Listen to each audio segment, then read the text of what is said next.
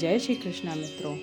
एक ऐसी यात्रा जो आपको आपके भीतर ले जाएगी, जहाँ ना कोई शोर है ना कोई भाग दौड़। चलिए शुरू करते हैं। भगवान श्री कृष्ण कुरुक्षेत्र की रणभूमि में जो ज्ञान दिया था वह केवल अर्जुन के लिए नहीं था, वह हम सबके लिए था। आज भी इस समय जब आप यह सुन रहे हैं तब भी वह ज्ञान उतना ही जीवंत है, क्योंकि जीवन की समस्याएं बदल गई हैं लेकिन जीवन का सत्य नहीं बदला। आज हम बात करेंगे गीता के 3 अध्याय की, कर्म योग की, निस्वार्थ कर्म के उस रहस्य की जिसे समझ लेने से जीवन की सारी उलझनें सुलझ जाती हैं, मन की सारी बेचैनी शांत हो जाती है और एक अजीब सा सुकून, एक अजीब सी स्थिरता जीवन में उतर आती है। आप जानते हैं कि हम सभी के जीवन में एक समय ऐसा आता है जब हम ठहर जाते हैं, जब सब कुछ अटक सा जाता है, लेकिन फिर भी मन में एक खालीपन है, एक सवाल है, मैं क्यों कर रहा हूँ, यह सब किसके लिए मिलेगा। इन सब में कभी कभी हम इतने थक जाते हैं कि लगता है सब छोड़ दें, कहीं चले जाएं, पहाड़ों पर, किसी आश्रम में, दुनिया से दूर। लेकिन क्या सच में यह समाधान है? क्या भाग जाने से समस्याएं खत्म हो जाएंगी? अर्जुन भी यही सोच रहा था कुरुक्षेत्र में, जब उसने अपने सामने अपने ही प्रियजनों को देखा, भीष्म पितामह, द्रोणाचार्य को, अपने भाइयों को, तो उसका मन टूट गया। उसने सोचा, क्या फायदा इस युद्ध का? मैं राज्य के लिए अपनों को मारूं? नहीं, मैं हथियार नहीं उठाऊंगा, मैं संन्यास ले लूंगा, भीख मांगकर खा लूंगा, लेकिन यह पाप नहीं करूंगा।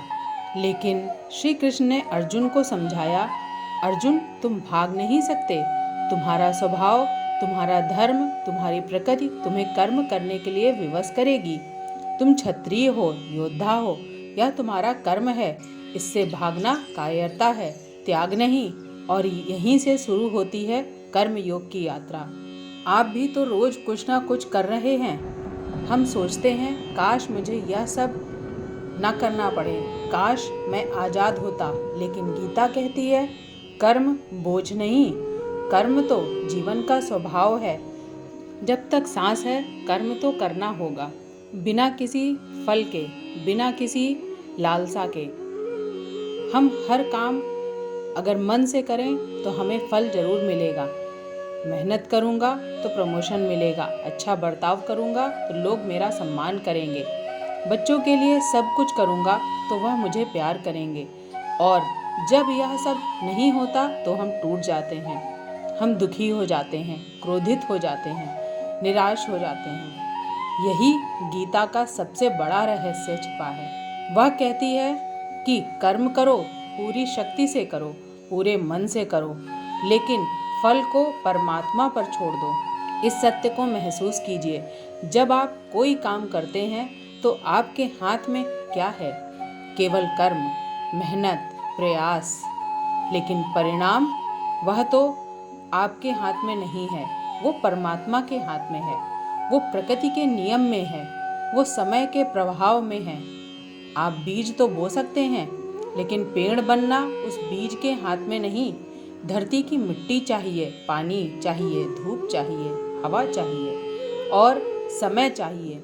अगर कोई एक चीज भी कम हो गई तो पेड़ नहीं बनेगा। तो फिर आप क्यों परिणाम को लेकर इतने चिंतित हैं? क्यों रात भर नींद नहीं आती? सोचते हैं कि क्या होगा? क्यों मन में इतना डर है? गीता कहती है, डर इसलिए है क्योंकि तुम परिणाम को अपने हाथ में समझ बैठे हो। तुम सोचते हो कि मैं करने वाला हूँ, मुझे ही सब मिलना चाहिए। यह अहंकार है, यह अज्ञान है। जब तुम यह समझ जाओगे कि मैं तो केवल नियमित मात्र है, एक माध्यम है, असली कर्ता तो परमात्मा है, तो तुम्हारे कंधों से बोझ उतर जाएगा, तुम्हारे मन में शांति आ जाएगी, तुम मुक्त हो जाओगे। यही गीता एक गहरा रहस्य सिखाती है। वो कहती है, कर्म के प्रति निष्काम भाव रखना ही असली मुक्ति है। निष्काम कर्म, यह शब्द सुना होगा आपने, लेकिन इसका अर्थ क्या है? निष्काम का मतलब बिना काम के, यानी बिना इच्छा के, बिना किसी स्वार्थ के, बिना किसी लालच के।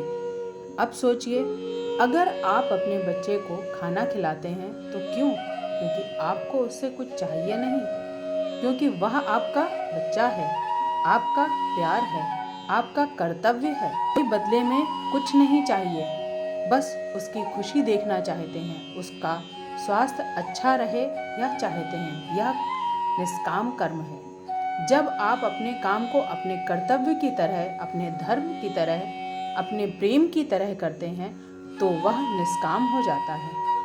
तब उसमें कोई बोझ नहीं होता, कोई तनाव नहीं होता, कोई अपेक्षा नहीं होती। लेकिन अफसोस, हम इसे भूल गए हैं।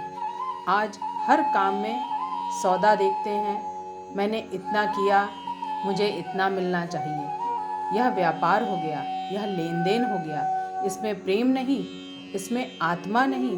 और जब लेन देन में जरा सा भी असंतुलन दिखता है तो रिश्ते टूट जाते हैं, मन टूट जाता है, विश्वास टूट जाता है। अब कुछ पल मौन रहने दीजिए और महसूस कीजिए कि आपके जीवन में कितने काम ऐसे हैं जो आप केवल अपेक्षा के लिए कर रहे हैं। कितने रिश्ते ऐसे हैं जिसमें आपने शर्तें रख दी हैं।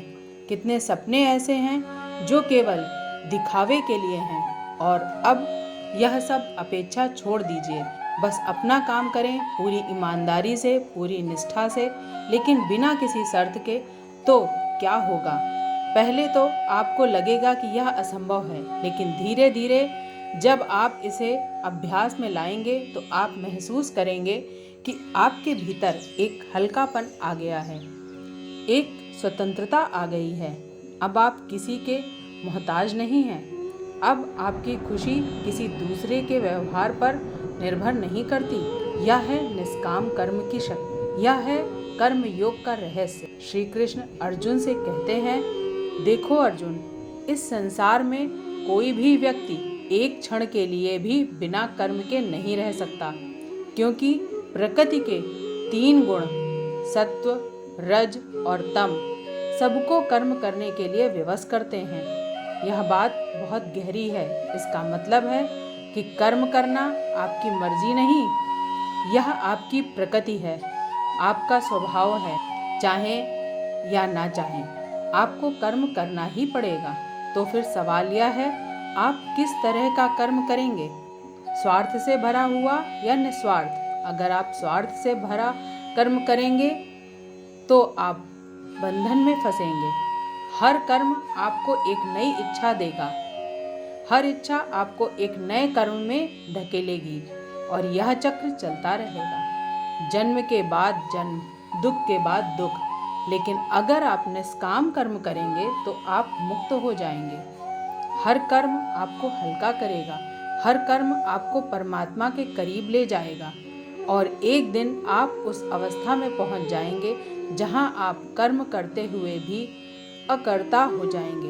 अब यह भी समझिए कि निष्काम कर्म का मतलब यह नहीं कि आप लापरवाही से कर्म करें या आलस्य में पड़े रहें कि मुझे तो कुछ नहीं करना, तो मैं क्यों मेहनत करूं।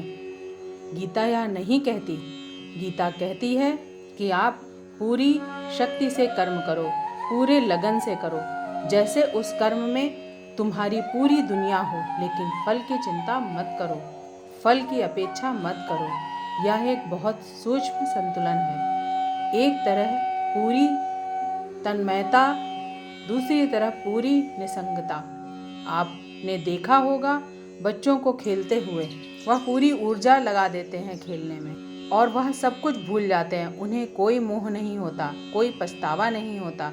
वैसे ही हमें भी जीवन को एक खेल की तरह खेलना चाहिए, पूरी ईमानदारी से, पूरी जिम्मेदारी से, लेकिन बिना किसी जकड़न के, बिना किसी बोझ के। यहाँ एक और सुंदर बात गीता में बताती है, गीता हमें बताती है, जो कहती है, जो व्यक्ति अपने कर्तव्य का पालन करता है, भले ही वह कर्म छोटा हो या अधूरा हो, उस व्यक्ति से श्रेष्ठ है। जो दूसरे के कर्तव्य को भले ही वह बड़ा क्यों ना हो, अपनाने की कोशिश करता है। इसका अर्थ है स्वधर्म में रहो, अपनी प्रकृति के अनुसार चलो, दूसरों की नकल मत करो। आजकल यह बहुत बड़ी समस्या है। हम दूसरों को देखकर अपनी ज़िंदगी जीने लगते हैं। अपनी प्रकृति को देखिए, अपने अंदर झांकिए।